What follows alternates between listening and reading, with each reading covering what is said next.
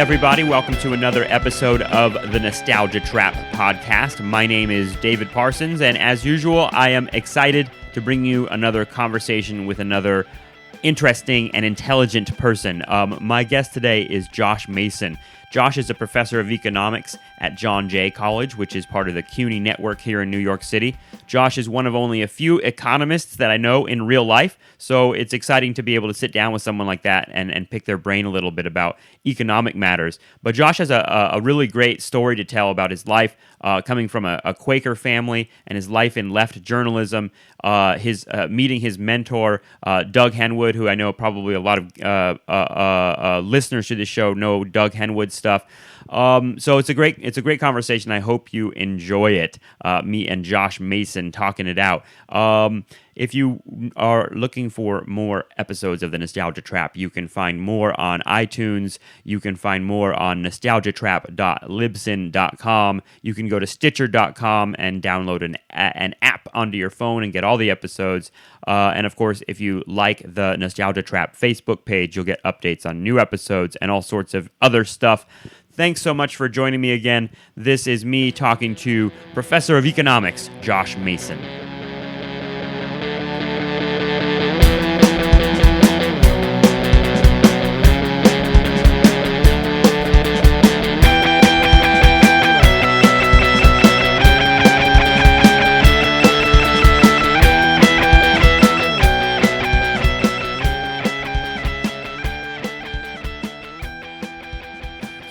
Economist, you come back in your next life as a physicist.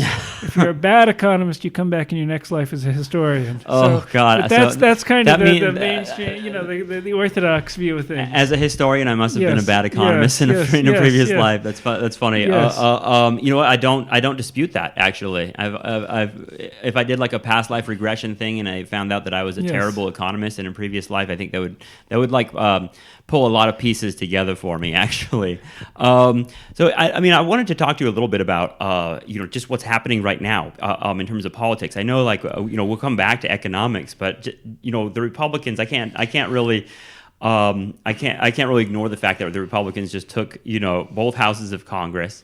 What's the matter with the United States? I thought the culture seems like it's going so left. Why do the Republicans keep winning elections? The big picture, I don't know. We can speculate. But let me tell you, my interest in the past election, I don't know if you know, I worked for 2002 to 2000, 6 years, five and a half years, 6 years, as the policy director for the New York State Working Families Party. Mm-hmm. Well, a lot of us in New York, obviously, big issue in the election on Tuesday was whether to vote on the Working Families line for Andrew Cuomo, despite the fact that Andrew Cuomo is really an enemy of everything we stand for, and of us personally, since his mission, as he stated clearly in his next term, is to destroy public education in New York. Right. He said that public education holds a monopoly. Yes, he used the term death penalty to describe what should be done to bad schools. And his goal is to break the monopoly. Yes. So despite that, a lot of people with progressive politics and even people who are, work in public education voted for Andrew Cuomo on the Working Families Party line because they wanted to support the Working Families Party. So, to me, the big question is exactly this. There's a very difficult choice. In a sense, we're fortunate, I suppose, to have this choice in New York. Yeah. The choice between trying to build an organization with all its flaws that actually does act as a collective voice and vehicle for our kind of, political position, and versus at some point just saying no, I just there's certain lines I won't cross. I won't vote for this guy. So we're lucky in a sense because in most of the country you don't even have that choice. Right. Is this election with Cuomo and the Working Families Party, is this like an example of I think of the 1896 election, I guess, about the Democrats absorbing radical energy? Well, it's very interesting because obviously Working Families Party uses this fusion strategy, this cross endorsing. New York is one of handful of states, 5, 6, 7 states, I don't remember the exact number, where you can have multiple parties endorsing the same candidates. Yeah. Well, this was the strategy, or part of the strategy of the populace, this great grassroots, farmers, small business owners, workers, uprising around the turn of the century, 1890s, early 1900s, was to cross-endorse certain Democrats or in the South, Republicans, but cross-endorse them with also the People's Party or whatever its local affiliate was. Right. And a strategy that in principle, I think still has a lot to recommend it as a way of building an independent organization within the confines of the two-party system. Because the reality is, I mean... It seems like that's how a lot of New Deal measures got pushed through. You know what I mean? Yeah. Like, it seems like that's what happened during that's probably the most successful period of that phenomenon that you're talking about is during FDR, when that radical energy was kind of, some people might say it got absorbed by the Democratic Party. Other people might say the Democratic Party was actually pushed to, do the kinds of things that they wouldn't normally have done. That's exactly the trade-off. That's the balancing act. Because on one side, on the abyss on one side, is you fall into sectarianism, to thinking of politics as purely a matter of expressing an opinion, and you become powerless and irrelevant. And on the abyss on the other side is you simply get absorbed into the existing structure, the reproduction of the system as it is. You get a job and you have a nice career. Right. And somehow threading that balanced, that very narrow line between them. I mean, that's what I thought when I was there. I thought the Working Families Party was trying to do or create a little wider space for. But it's a very, very difficult. I think it's, obviously the elections are a disaster and there's lots of reasons we should be upset. But I think the more challenging question is, what do we do? What kind of organization do we want to build? Because I don't think it's not enough to just shout no. It's not. It doesn't accomplish anything. You have to build on the organizations that exist. You have to work with the people who actually have something at stake in preserving, labor unions, for all their flaws, for all their weaknesses, all the reasons those of us who work in the labor movement get incredibly frustrated, are still the only organized voice, the only source of power for working people. All those people work shit jobs in this country. There is one institution that actually... It's unions. So if you don't have an institutional relationship with the unions, you're not going to be able to build any sort of labor political voice. And that's what Working Families Party was doing. On the other hand, if you're not willing at some point to stand on principle and break from those institutions, you're probably not going to improve on what they're already doing. It's very, very difficult. It seems like that push and pull has been going on for a long time. Yeah. So, it sounds like you've been kind of thinking about and been involved, on left politics for a while. I wanted to go back in time and kind of, figure out how you became this person. I usually ask this question because I feel it's like a good entryway, but like, how much was like politics a part of your life when you were young, when you were a child? Well, I was born in West Virginia. I know there's a question you asked, so I'll just anticipate it. Yeah. Well, I don't have family from West Virginia. I'm not a West Virginian. I'm a New England Yankee, whatever, by my ancestry. But why was I born in West Virginia? Because my father was he dropped out. He finished his coursework, but he left medical school before getting his MD. He didn't do his residency because he wanted to do this. There was all this interest in black lung. The miners weren't getting any health care. There were all these new federal programs that were supposed to set up to provide health benefits to people who had mining-related diseases, black lung, whatever the technical name for that is. Harlan County, but USA stuff. The local doctors wouldn't diagnose it. This was the point. If you have this diagnosis, you're entitled to federal benefits. The local doctors wouldn't diagnose it. They'd look, as my father said, they'd look at an X-ray of somebody's lungs that was just solid black, and they'd say, normal coal miner's lungs, and that was it. So his idea was you set up some clinics. Why were the doctors that way? I mean, were they? Well, because who paid their salaries? Yeah, that's what I was imagining. But it sounds so sinister. Even if there wasn't any immediate money on the line for the coal companies, because the federal government would, these were federal benefits. Still, to officially acknowledge that there are serious health consequences to working as a coal miner is not something the coal companies do. That makes sense. It's not a mystery. And in fact, in the end, so my father's idea was, we'll set up these clinics. We're not going to treat people. We don't have to treat people. We're just going to diagnose them. Yeah. He had a buddy from medical school. They went down to West Virginia. They were trying to do this. Well, they couldn't get enough cooperation from local hospitals to make it work. After a couple of years, the whole thing kind of fell apart. And, But that was when I was born. That's what he was doing, which is why I spent I don't remember it. I mean, we left there before I was 2 years old, but my very earliest days living in West Virginia. And they tell me, and I have pictures. They took me to the UMW, picket line when I was a year old. So my political experience begins. And coal mining in particular has such a particular relationship to the history of capitalism in America. And when you talk about like a doctor that's not even able to diagnose black lung, it just, for me, it's this almost like cartoonish image in my head of capitalism reaching into the soul and the body, and really deeply impacting the way that people are able to even live on this planet. It's really macabre, actually. There's a classic essay, and I'm reaching to remember the author. It's about not about West Virginia, but about the hard rock miners in the West, Colorado, Mountain West. One of those great, maybe it's going to come to me after we finish this thing. One of those great sort of the earlier generation of labor historians, where he says, politics in Colorado followed sort of the Marxist vision because the economy fit the Marxist vision. There was no middle class. There was no convergence. There was a very sharp divide between the small group of owners and the group of workers, and the workers. I mean, it's the whole thing, which, it makes me think that, it might be David Brody who wrote this essay, but that the way that capitalism is now, it's kind of like divvying out lifestyle, a great lifestyle to even the poorest among us in some sense. I don't mean like everyone's living a great lifestyle, but I mean an illusion of a great lifestyle is kind of amazing because those divisions aren't so stark in our society in that way. In other words, like the way that the divide is the same, but the way that capitalism looks to us today doesn't really point it out as starkly. I suppose that's true. I don't know. I mean,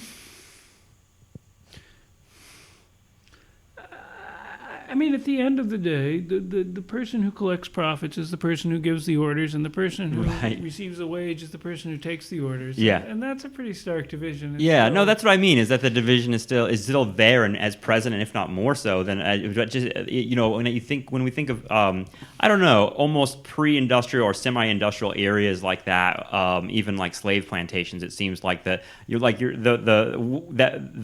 Marxist kind of vision of what capitalism is much more on the surface. It's clear. Yeah, it's definitely more visible. It's much more visible. All right, so you were not raised in West Virginia though. So where were you raised when you think of home? Well, we moved to Tennessee after West Virginia, but we lived there a few years. I mean, but most of my childhood was spent in Maryland, suburban Maryland, Montgomery County, just pure cookie cutter suburbia. I mean, like one of David Brooks's favorite counties. So how were your parents like still involved in left politics? What you would call left politics or unions? No, absolutely. I mean, they were Quakers. That was sort of their that explains commitment, a lot. Their core identification. They were Quakers. And so that was very much part of my childhood, but it was also very much part of their life, and it was part of their political engagement. I mean, a lot of, the just all the stuff people do, the anti-nuclear stuff. My father was very active in the 80s in, what do they call it? Sane Freeze, the campaign. Yeah, so, in fact, the first time I came to New York was for the big anti-nuclear rally. It must have been in 1981, I think. This huge, I took my little kid, who's about the same age probably that I was. No, I was a little bit older, but still, I took my little kid to the big to a number of rallies actually, and it's fine. So, it's like part of the DNA of your family a little bit to be engaged in the world that way. This is what they do. It's still what they do. Their Quaker meeting in San Diego. No, excuse me, in why can I not remember where they live? Claremont, California. Yeah. They've decided their new mission is to allow homeless people to sleep in their meeting, because they've got a building which is really only used on Sundays, so they're going to let homeless people stay there during the week. And this has been a lot of discussion, debate, but this is it's literally what can we do? It's a I don't know, it's a religious ideology that has a very, very kind of like I don't know, an openness that is different than others. I would say. Yeah, no. Especially my father's always been very involved with whatever was going on. He did a lot of stuff around living wages and minimum wages when that was a big issue. Quakers are like the ultimate bleeding hearts of American culture in some respects. Yes, for better and worse. But yes, so that was the milieu I grew up in. So you can say, well, it's not a very difficult or long step to be, Now, when you were, heading towards college, did you anticipate that you would end up getting an advanced degree? Was that something you always wanted, or was college something that you just kind of like jumped into and started off and figured it out as you went along? Well, I didn't really like college very much. I actually took a long time to get a college degree. I took 9 years to finish my BA. I dropped out several times, did other things. I worked on a farm. I wanted to be a journalist. I spent actually a number of years doing that without a BA. I was actually what kind of a journalist? A rock and roll journalist, economic journalist, political? I wanted to do political economics journalism. Well, there was a brief moment in the late 90s where you could actually kind of make some money because there were all these internet startups that were trying to, they needed content. So if you'd had a little bit more discipline than I had, you probably actually could have supported yourself that way. But I actually, you start out writing articles for here and there, and then you write articles for nonprofit newsletters, which will pay you a little more as long as you just write about what they're doing and what they want you. Right. And then you write speeches. Well, I wrote speeches. This was my little shtick. I worked for the AFL-CIO for about a year and a half, but the sort of one of my main tasks was writing speeches when somebody had to give a talk about their pension fund, their union pension fund, and how they were investing their pension fund to support the goals of the union.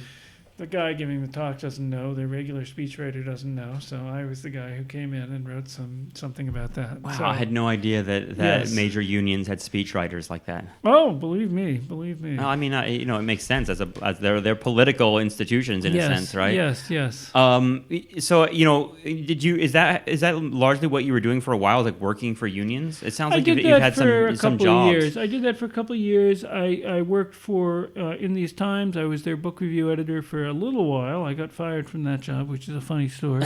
I worked for other little nonprofits.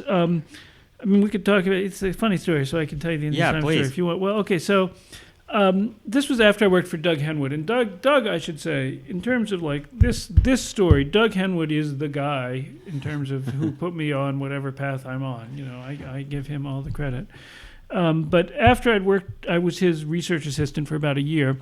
And then Jimmy Weinstein, the founder and editor of In These Times, offered me a job as the book review editor there.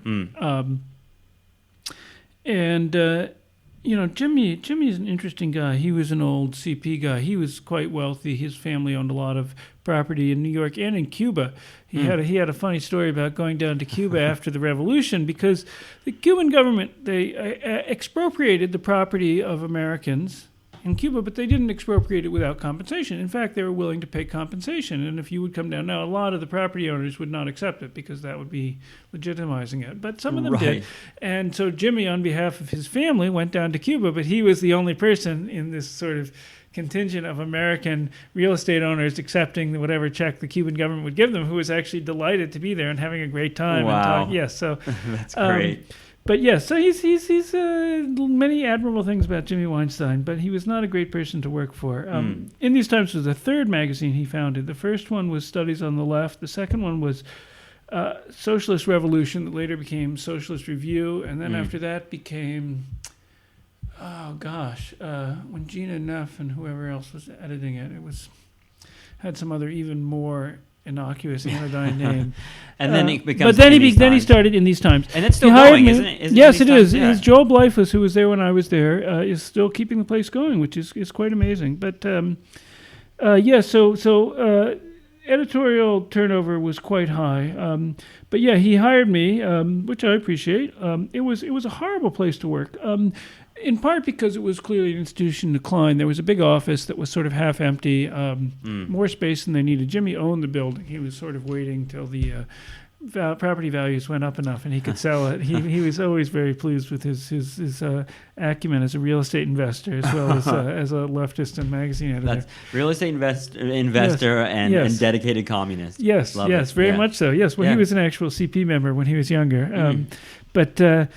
and still had a lot of those values, I think. But yes, he owned the building and was sort of holding on to it in the hopes that it would appreciate in value. So in the meantime, we were sort of in this echoing shell. The place was it was not going well. I mean, it's actually, now you can look this up. There's a story, let me see, a story in the New Yorker a few years ago, maybe 5 or 6, 7 years ago now, by the guy who wrote Middlesex, Jeffrey Eugenides. Yeah. Which is unambiguously directly based on In These Times at the time I was there. Wow. It's turned into a left-wing book publisher as opposed to a left-wing magazine. But other than that, You're like someone, you recognize it? Oh, absolutely. Was there. I could tell you exactly who each character in that story was. But wait. Yeah, go ahead. The key thing in that story is that the business manager of the place is embezzling money from it. Well, that was the case when I was there too. We would have the experience. You go to your mailbox on a Friday afternoon. You have a little note saying, "Sorry, we can't make payroll this week. You'll hopefully get paid next week. In the meantime, if you absolutely need money for rent, come talk to me, and maybe I can give you a $50 check." Wow. From the business manager, what the problem was, this guy, the guy who left the note, was in fact taking that money and putting it in his pocket. So it was not a place in good shape. But I was having a great time because I was the book review editor, and I could call anybody I admired in the world and say, "Hey, why don't you write an essay on this or that?" And usually they would say yes. That's a cool academics position. love writing for a popular audience, even for a little place like In These Times. So it was great. It was my first experience of being in management. You don't have to do the work. You just have the idea and ask somebody else to do it, and something comes into existence. It was great. But I was too uncompromising. I was too eager to get all my Trotskyist friends, who I'd met mostly through Doug Henwood, into the magazine. People like Bob Fitch and Dan Lazar, who really... I think the breaking point was actually I had a piece by what's his name, who's the editor of Monthly Review now, John Bellamy Foster. Yes, where he used the equation, MC M prime, and that was, Jimmy was like, "This does not belong in our magazine." So how was Doug Henwood? How did you meet him, and how was he connected to this? And because you said he's like kind of like a mentor figure to you, so how did that happen for you? How did he direct you, and what did he direct you to? So I was in college at the University of Chicago, which it's a lovely place in many ways, but if you put a bunch of bookish, introverted 18-year-olds together, 19-year-olds together, I don't know. It sounds like maybe it would be heaven, but actually it's kind of horrible. Yeah, I remember rooms like that. Yes. You have a different view on it when you're 18, of course, than when you're older. It becomes a little more obnoxious. Yeah, so I was very unhappy there. I dropped out, as I said, several times. I went to work on a farm. I came back. I still didn't like it. I was getting more into the journalism stuff. Why? I thought, can I just a quick aside? Why the farm thing? What were you seeking, like some sort of like Russian, like collectivist kind of fantasy out there? Oh, sure. No, I was very much, I don't know, this sort of utopian idea about how life ought to be lived. I read, one of the first books I read that really influenced my thinking was this book, A Pattern Language by Christopher Alexander and a bunch of other things. It's 70s utopianism in sort of the key of architecture.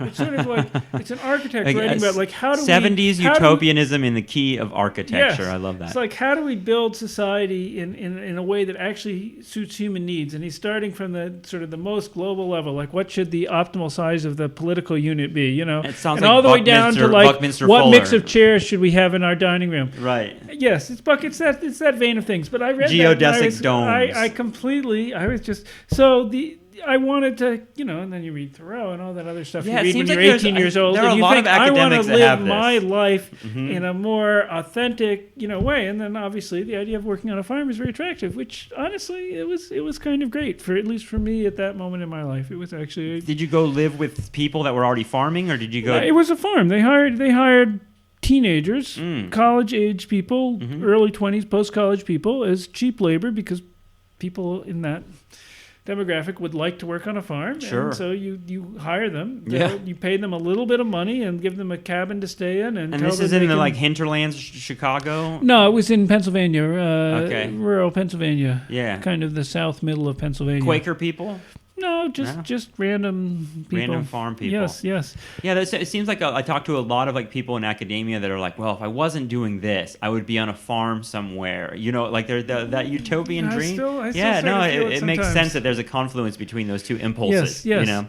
Yes, but then I went back to college, but I still didn't like it, so I was doing more of the journalism stuff, and then I was reading people, and I thought, I'm just going to forget about classes, forget about school. I'm just going to go find somebody I admire and go work for them and learn from them. Right. So that was how I just kind of showed up at Doug's door. I didn't literally show up at his door, but I did email him and say, like, are you looking for an assistant? Are you looking for an intern, something? And he said, okay, I can use somebody. So I came to New York. I worked for him. I mean, he paid something, which is good, but he didn't pay much. So I had other bullshit jobs. The only time I've worked behind a cash register in my life is when I was working for Doug. But it's the sacrifice you make. Yes. And then Doug knows a lot of people in the city, and he knew a lot of people then. So it was sort of an education for me, being introduced to all these people, And at what point does the idea of graduate school enter into your... Okay, so I went back to Chicago. I was working for the These Times, edited their book section. Jimmy fired me. There was a whole controversy over that. Alexander Coburn actually wrote part of a column about my firing from These Times. That sounds like a nice claim to fame. Yes. And then... I was doing other things, and eventually I ended up working for the AFL-CIO in D.C., writing speeches about pension funds and other bullshit. And I was like, I'm kind of tired of communicating other people's ideas. I want to have some ideas of my own. Also, I want to be in the room. Another common impulse I hear. want to be in the room when the decisions are made. Yeah. I studied history as an undergraduate. That was my major. I took one economics class as an undergraduate. I said, no, never again. This is bullshit. I don't want to have anything to do with this. This is ridiculous.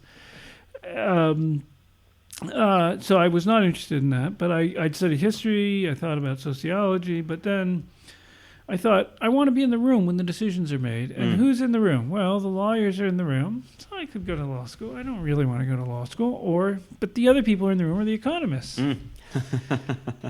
So, maybe I can study economics and actually think about things in a serious way, but still get to take part in the sort of concrete, practical, political work that I've been doing up till now. Instead of like shepherding the debate, actually be participating in the debate. Yeah. What was the economic, in terms of like the history of like the arc of the large? I'm thinking about the large strokes of like economic history of the last 40 years. But you're going to graduate school. It sounds like in the early 2000s. Well, see, the thing is, I never do anything in a straight line. So I started graduate school in 1999. I was there till 2002. Then I left graduate school and I worked for Working Families Party, doing policy stuff for them for 5 years till 2007, and then I worked for New York City government for about a year and a half after that, and went back to graduate school in 2009. Okay. So I sort of had two stints in graduate school, one around 2000 and the other about 10 years later. Yeah. And I mean, what's going on?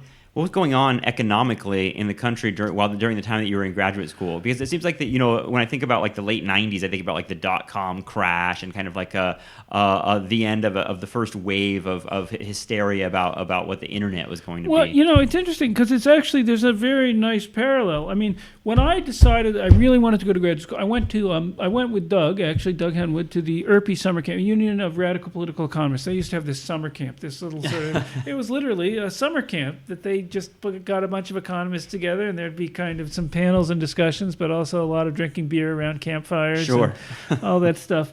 And this was in probably 1998 or 99, probably, I can't remember, summer of 98 or summer of 99. And it was right either while, probably 99, it doesn't matter, either while or right after the whole Asian financial crisis was going on. All those currencies, Korea, Malaysia, Thailand, these currency collapses, these countries going into an economic tailspin because of capital flight. And there were these roundtables, and I just sat there listening to these people like Doug, like David Kotz, like Jim Crotty, like Bob Poland, thinking, these guys actually know what's going on. They're telling me a story that makes sense. Yeah. Everything in the newspapers is just either it's obvious bullshit propaganda, or I just don't understand it. Yeah. These guys actually have a story that makes sense. So that was the first time. And then, that obviously kind of passed, died down, and there was a period where political questions were not as much about economics. They were about Iraq and imperialism and all that stuff. Yeah, 9/11 happened to seem like right in the middle of your graduate school experiences. And it really, I've talked about this with people, a lot of people who have the same feeling, that it really, there was a kind of moment that seemed to be happening then around things like Seattle, things like, this... The battle in Seattle and anti-globalization. Right. And it kind of just got completely diverted and then hit a dead end with 9/11 in Iraq. Yeah. But then, come 2008, we have the next financial crisis, and it's not happening in Thailand or Malaysia. It's happening in the United States. Mm-hmm. And it was just like suddenly, I'd sort of given up, frankly, on the idea of going back to graduate school, doing a PhD, and suddenly I was sitting in my office at New York City government, just spending my whole day, online reading articles and G-chatting with people about, what's going on. And, and I was like, suddenly I want to do this again. And I got back to UMass. And UMass, I hope we have a chance to talk about this, because UMass is an amazing, one-of-a-kind, just Is that where you did your PhD? Yeah, UMass. Is it Amherst? Yeah. Yeah. The UMass Economics Department, there's nothing else like it. But I got back there, and there was an ongoing sort of weekly discussion group about the financial crisis. And so I came back, and suddenly here I am in a room full of faculty and brilliant graduate students, and it's not a class, it's not for credit, it's nothing. It's just people sitting and talking about this shit, Mm-hmm. And it was just so... I have to say, so exhilarating. I honestly... And I mean, what was the tenor of those conversations? And this is in 2008, right? Yeah. So I mean, when I think of 2008 and 2008 and 2009, the bailout that Bush pushed through right before he left, and I mean, all of it was incredibly kind of dramatic and confusing. I mean, what was the tenor of those conversations among young economists at UMass Amherst? What were they saying? Were they? And I just mean like. Are these Marxists? Are these people who are, on the left in terms of how they're interpreting economics, or is it much more complicated than that? Oh no, it's not more complicated. I mean, Marxists and people left Keynesians. I mean, there's a big strand of the kind of post-Keynesian, as we call it, or left Keynesian economics, but Marxists too. But it was.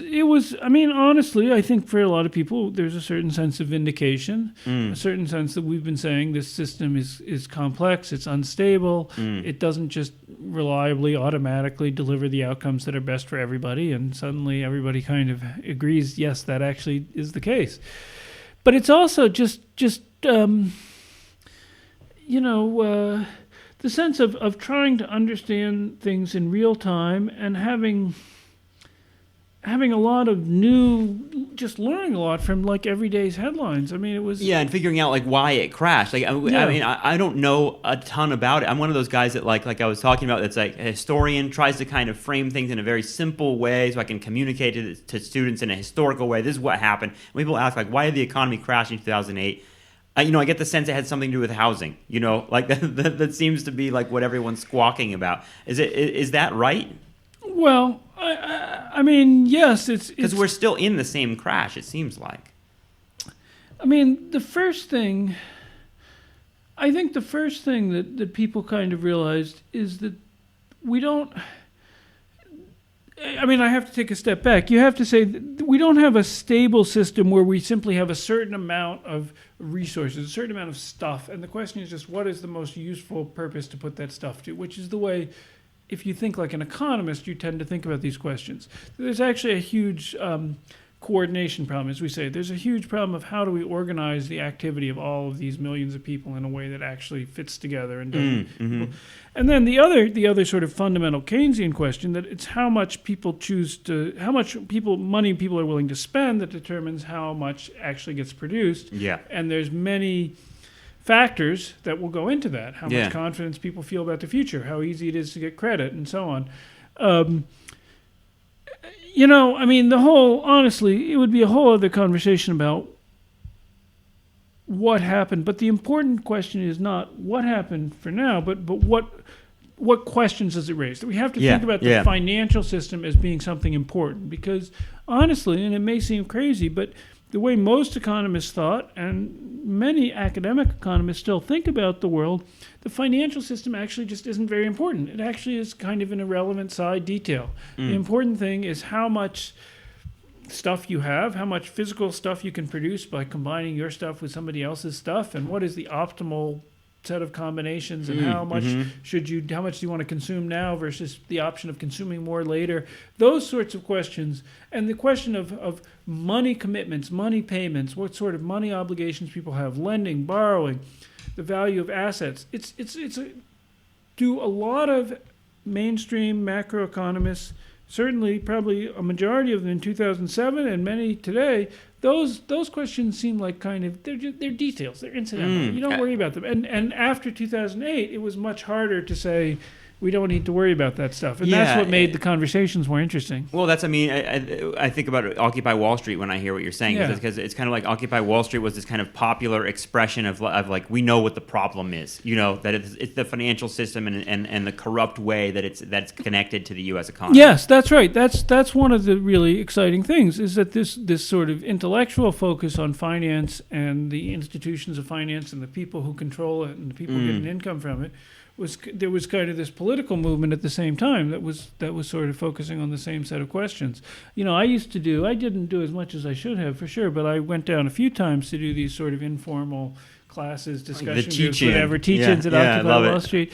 I mean, they were great. I don't know, what did we accomplish? And I don't know if I were doing it now, I'd do things differently for sure. But it was still fun just to be in that space and have people wanting to talk about this stuff. Well, it seems like I have to hope and believe that first flash at Zuccotti Park of Occupy Wall Street was really just the beginning of something much larger, and I don't know if that's true. I mean, others have argued that it was it looked so much like the '60s. I mean, even Crosby and Stills showed up to play some folk songs. That it was almost the end of something. The guy from Neutral Milk Hotel was there too. That's Jeff Mangum. Yes. I think I saw him in the PSC march. Like I think his wife is related to the PSC or something like that. His wife is Astra Taylor. She's not particularly connected to PSC, but she's connected to N+1 and those guys. Okay, yeah, I've seen her name around. I had drinks with her at some point a couple of years ago. Actually, when it was after the screening of Tom Frank's the Tom What's the Matter with Kansas movie. They made a movie of that?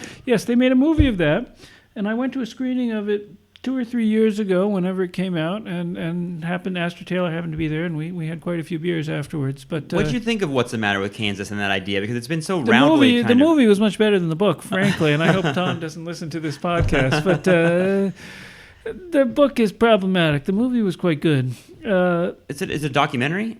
It's a documentary, but it would be more correct to say that it's based on, or it would be more correct to say that it's inspired by the book. Okay, yeah, because they made a Super Size Me movie too. That was kind of like half pseudo documentary. Very little of the specific content. It's a documentary. The guy goes around. He interviews a lot of people in Kansas about their politics. It's a very interesting movie. It has very little to do with the book. Almost none of the. Yeah, I mean the central idea I think of Thomas Frank's book is easy to parody, but if you read the book, it's a little more complicated than him just saying that people are stupid and vote against their own interests all the time. I have to say, my family, my immediate family is middle class. I have extended family. You don't go, uncle, aunt, who literally worked at Walmart their whole lives.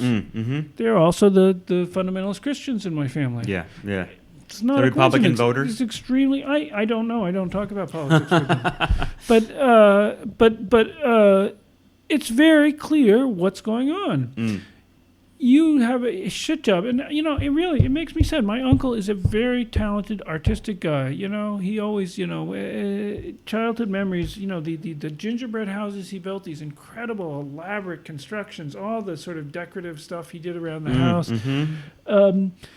And, like many people who have talent but not connections or credentials, he wasn't able to do anything with it, and he ended up working these incredibly crappy jobs. I mean, the story that makes me really sad, he was working at, not Walmart, but I guess it was a Sam's Club or one of those other, which is also connected. I mean, yes, with Sam Walton. He would do these. He would do these. I don't know which one it was. Anyway, maybe it was Sam's Club. I don't remember. But he would do these elaborate Sam's cakes. Club is like a more depressing Costco. He was working in the bakery department. He would do these really elaborate cakes for people. They would, people would come in and ask for him because this is, the guy's an artist, and he would do these.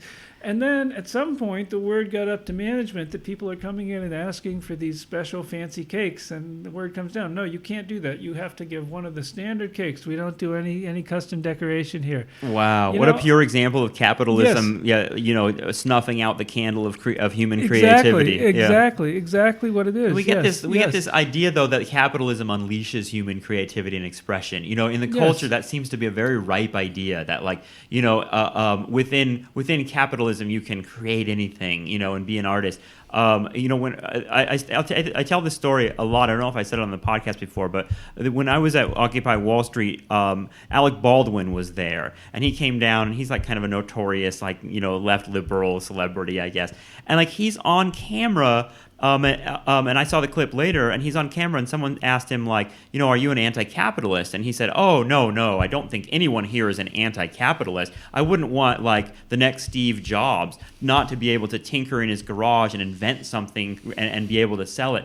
And he had this he made that connection that creativity and capitalism are one and the same, and that you need capitalism in order to be creative. And he also said, I don't think anyone here is an anti-capitalist, when there were people right behind him with socialist and communist signs. So, yes. Yeah, I mean, it was a remarkably unperceptive comment from him. Yeah, I think that's a conversation that we're having more now. I think it's a real positive change. I think there's more interest in the ways that the objection to the economic system we live in, the objection to capitalism, is not just that people don't get the necessities of life, although everybody, of course, should get the necessities of life, or even about income distribution, but it's about the way it deprives so many people of a chance to be the creative... Or find out who they are at all. Yeah, exactly. To develop themselves as human beings. Yeah, I think that's really... And I think Occupy actually did, not in a kind of, undeveloped,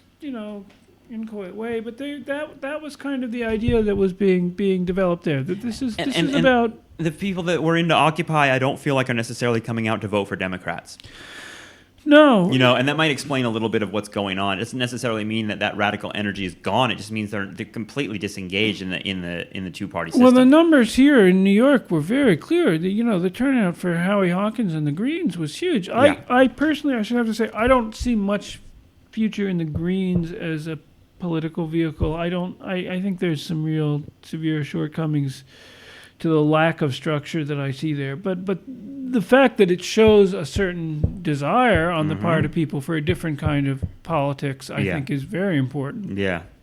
There's this kind of orthodox idea about American economic history in the 20th century that at this point people are almost, I talk about the nostalgia trap. I mean, people really kind of idealize and romanticize the post-war moment that of prosperity, right? And that was a time of maximum kind of prosperity for even middle-class Americans, that people had it better. And this is a generation now that doesn't have that, and we lost our manufacturing base and all that. Does that square with your kind of perception of how things have moved in America? That there was a period where capitalism was somehow kinder and gentler?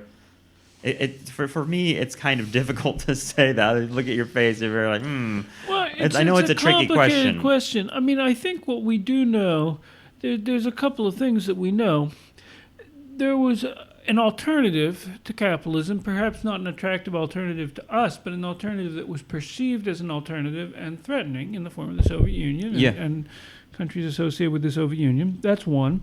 Two, in Europe, maybe less so here, but in Europe, the old ruling class had been thoroughly discredited, disorganized, demoralized, and by World War II, we shouldn't exaggerate that. A lot of the old Nazis went right back into government, in the Federal Republic. But still, they didn't have the secure hold on... It's actually disturbing how many... Yeah. But they didn't have the secure hold on power that they'd had before. They were weaker.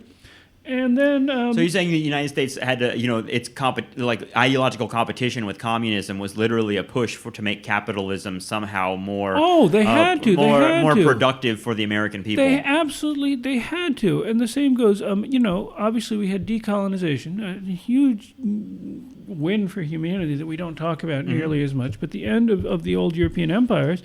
Well, I think there's no question that a lot of the progress that we saw in this country, to some extent, was motivated by the need to retain the sort of credibility with these new independent countries. That you can't have American legal apartheid anymore if you want to have any credibility with these new independent African countries. There's no question that was in the minds of policymakers in the U.S. I mean, so my point is just, there was a sense in which the objective conditions for working people and political organizations representing working people were more favorable in the post-World War II decades than they are today. And do you connect that to a healthy manufacturing base? Because it seems like that's another part of the kind of orthodox kind of ideas, especially among historians, that that when the country had a manufacturing base, that the economic stability kind of and prosperity was drawn from that in a much more consistent way than whatever we're doing now with what I guess we would call a service driven labor economy. Well, again, I mean, yes. In other words, working at a factory is better than working as a cashier at Walmart. I don't know that working in a factory is objectively better. I mean, I don't know. I've never worked in a factory, but certainly you read the accounts of people who worked in factories, what people who did work in factories say about it, it doesn't sound very attractive as a job. I think the difference is, the way to think about the difference is what kind of work gives you political power. Yeah. What kind of work creates at least the potential for collective organization? Working in a factory has a couple advantages. First of all, big number of people under one roof working with the same employer. Well, that obviously creates possibilities for self-organization in various forms. Yeah. 2, capital-intensive industry, which means that it's very expensive for the employer if the thing shuts down. There's a lot of opportunities to disrupt, interfere with the process if you're sitting in a factory, because it costs a lot of money every minute, every hour that factory is idle. So, for those reasons, factory workers are in a better position. And there may be other factors as well, but those are the two that I would point to first. Factory workers are in a better position to organize and advocate for themselves. Of course, they don't, the fact that you have the opportunity doesn't, there's lots of people who work in factories today who are treated like crap, and for whatever reason they have not been able to take advantage of whatever. Right. But at least there's the opportunity in a way that there's also been like a 30-year campaign of smashing unions in this country. Yes. There's other factors, which will continue under Cuomo, it sounds like. Yeah. That's another conversation, but I was thinking what you just said about factory work is in the news right now is the Supreme Court case about Amazon. I don't know if you saw what's going on with that, but the workers of Amazon that are working basically for a temp agency that Amazon hires to do. And they work in like a giant warehouse under really shitty conditions, and what they are suing Amazon over is the fact that they have to submit themselves to a 30 to 45 minute security clearance before they leave the building. They're searched, right, to make sure they didn't steal anything, and they're not paid for that time. So this has gone all the way to the Supreme Court, and Obama just filed an amicus brief before the Supreme Court looked at it, supporting Amazon. And saying that Amazon has the right to do this. I did not see this. Yeah. I did not see this. And I told this to my students today, and they were absolutely shattered by that. They couldn't believe, they had to look it up. They thought I was lying, that Obama would side with Amazon rather than these workers who make like $10 to $12 an hour. This is wow. I wish I could remember some of this, but this is an old issue, right? There's always been disputes about the things like the exact hours of work, when you clock in, when you clock out, what you have to do, whether you are responsible for providing your own conditions of work in whatever way. I mean, this was, back the mine workers back in the old days, the big union demand was to have the check weighman who would, because you were actually paid based on how much coal you brought up. Well, they wanted a union guy who would be sitting there checking the scales because they were sure. So this issue, are you getting, the wage theft thing, the huge issue. I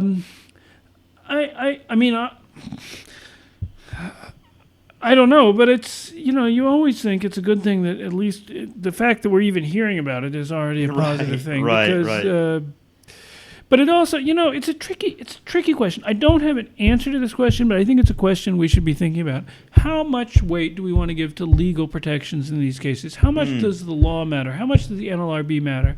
I think there are a lot of people who really tend to put every sort of debate about labor conflict, labor issues into this sort of legal framework. What rights do you have under the law? What remedies do you have under the law?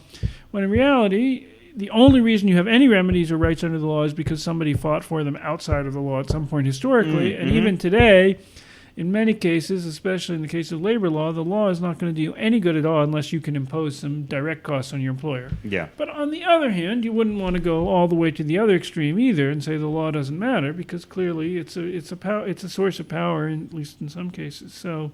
Well, I mean, there's so much cynicism about unions in general, and among just the general population. And I thought, I showed this clip in class today. Today was like depress the shit out of my students' day. Yeah. I showed this clip in class. I don't know if you've seen it, but it's like the last part of this movie called "Killing Them Softly" with Brad Pitt, and Brad Pitt is kind of saying that America is not a country or a community. America is just a business, and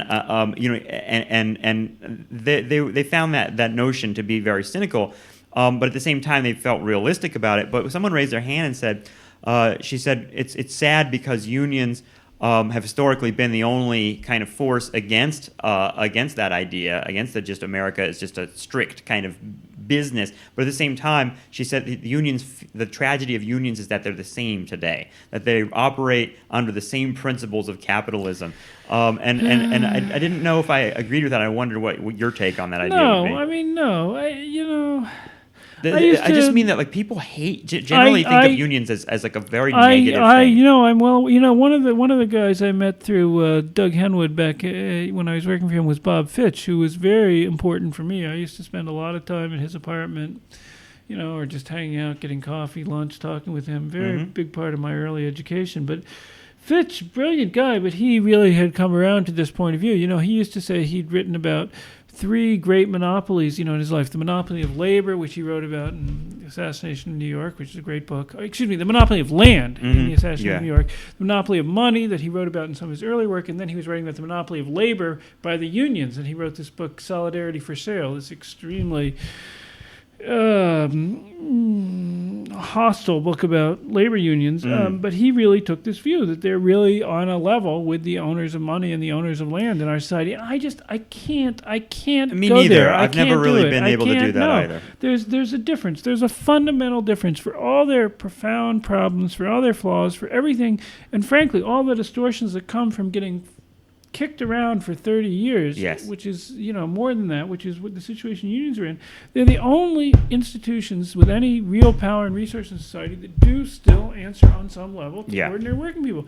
They're not for sale. Actually, you can't buy a labor union. You can influence it for sure. You can give it a push, but you can't actually buy it, which is actually quite different from almost any other institution in our society. Yeah, I know. I agree with you, and I feel like I'm always on the side of the underdog. And that feels like the union is always going to be that no matter what. Like in capitalism, union, no matter all of its flaws, is still going to be that only institution. And I think about it's probably a horrible and incredibly controversial analogy to make, but I when I hear people say but unions are corrupt. I hear the same thing as well. The Palestinians fire rockets. You know what I mean? Yes, exactly. I feel like it's the same kind of idea. I think it is. Where it's like, but you're ignoring the entire context of the situation. Right. We take it for granted that the people with power deserve their power and have the right to exercise their power, and we only notice the use of force, coercion. We only notice it when it's used by people who aren't sort of legitimately authorized to use it. Yeah. On the other, but I think there's a way in which unions. You still see it today. I work for Working Families Party for a number of years. Worked on a bunch of campaigns. One of the campaigns I worked on was Annabelle Palma up in the Bronx. Annabelle Palma, a single mother, immigrant from Dominican Republic, I believe. She started out as a home health aide. She sort of moved her way up, nurse's aide.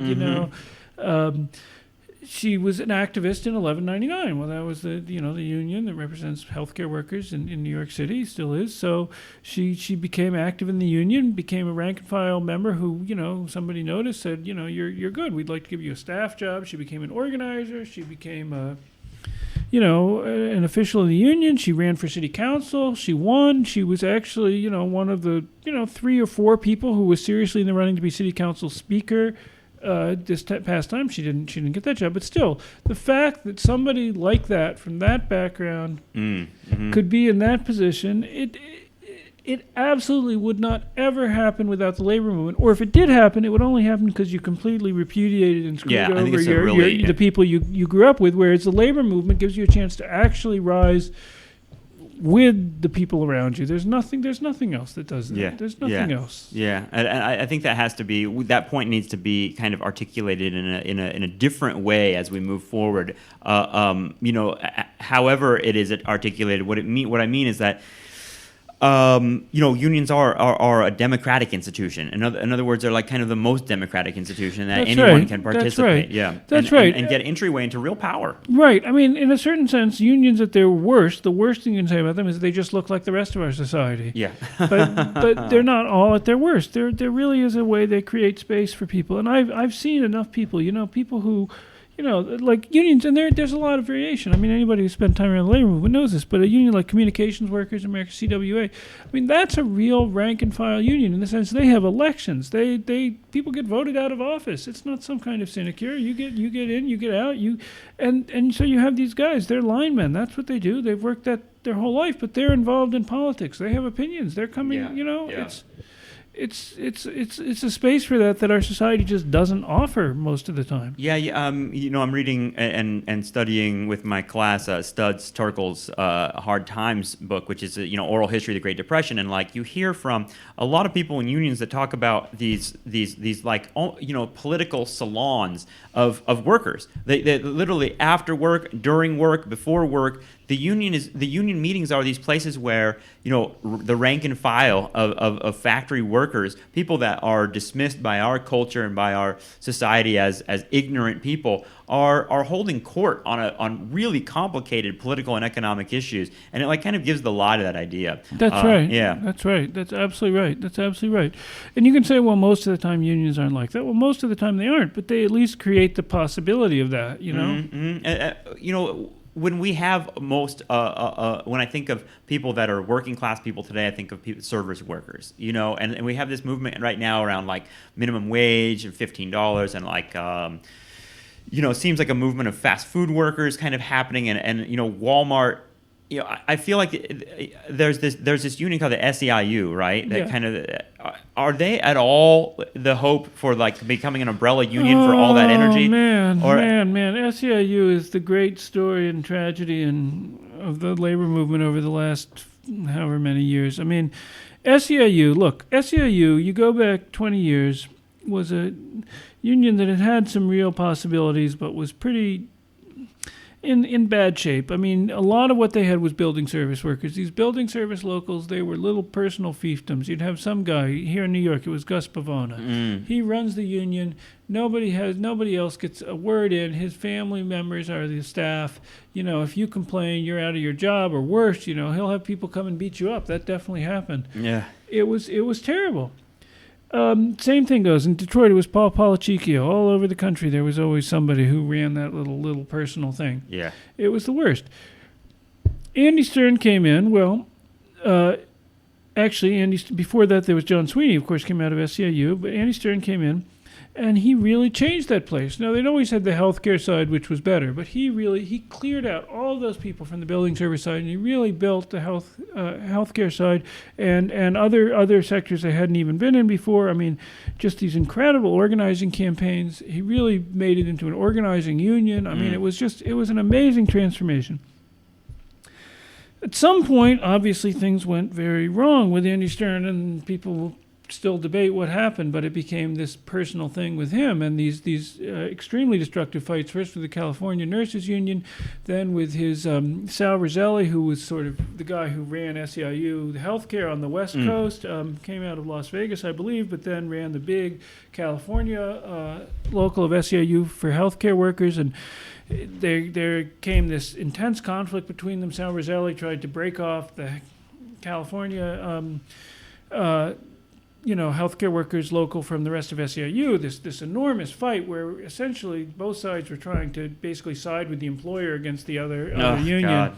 Just incredibly destructive. And Andy Stern has just turned into this really extremely negative figure. I mean, who's now, And it's interesting because it's not clear, that union is always kind of like the big target for the right.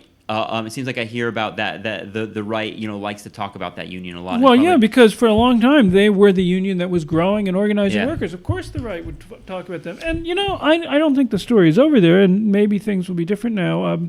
No, it just seems like, But it was a very unfortunate, case of a union that so many people had so much hope for that really seemed to just take a very... Yeah, and it seems like that the losing that manufacturing base means we lost, the union solidarity of that existed with that manufacturing base, and it has to be rebuilt in the service sector. I mean, that's what it seems like has to happen in order to make the working class lives better. I still have a kind of like bigger picture like you do of satisfying work is important too. Yeah. You know what I mean? It's not just like it's not just what it's about. You talk a higher wage. It's about kind of giving people meaningful lives. You talk to these people. It's always what it's about. The people. I mean, why does the nurses, for instance, or any where you see actual strong unions in healthcare, nurses especially, or in building trades or other sectors of the economy? It's because people actually feel a strong investment in their jobs. Why do grad students? Yeah. We're like the well, I'm not a grad student anymore, thank God. But why are grad students like this great success story for union organizing? Because people feel this great investment in their work. They already feel a sense of solidarity with their coworkers. You don't need to build it; it's there because you're doing the same job. You're connected to these people. But it's the same thing. The building trades. I mean, everybody criticizes them, and there's a lot of legitimate criticisms. But at the same time, it is one sector of the economy where people really do feel this intense personal, social, direct tie with their work and with their fellow workers, and where there isn't this divide, in the way between the sort of where the unions actually do tend to be much more internally democratic, where there's much less of the staff versus membership kind of divide. People kind of circulate through the leadership positions. So, I mean, I don't know. I don't see why, in principle, an Amazon warehouse or a Walmart store or a lot of other non-manufacturing workplaces can't be organized in the same way. Yeah, I think, I agree. It was a huge struggle organizing. If you go back to 19-teens or 20s, people said the same thing. You can't organize manufacturing workers. They don't have any skills. They're just they're replaceable. You also, fire one, you'll hire somebody the next day. And the other side hopeless. has guns. Yes. I mean, some of these General Motors and Ford towns were right. locked down. People thought manufacturing. They talked about it the same way they talk about retail today. You can't organize those people. Forget it. Yeah. So, No, I agree. I don't think we know necessarily. So, I mean, we are running out of time, but I did want to ask you about just really quickly about teaching, because we didn't get to that. But like you teach economics now at John Jay, and what is your mission? You don't have to recite your personal statement here, but what are you trying to do? What are you trying to relate about economics to young people at John Jay?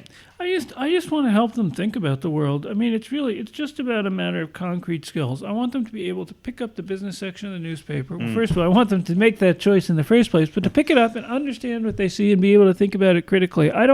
Some of them will go to grad school, and that's great. Yeah. I am thrilled. Most of them are not going to go to grad school. They're going to live their lives doing other things. But I just want them to have a language, a skill, to understand what the words mean, to be able to put the concepts together in a logical way. I don't think it's necessarily even, we talk about heterodox economics, radical economics. I mean, people get exposed to Marx and Keynes in my classes for sure.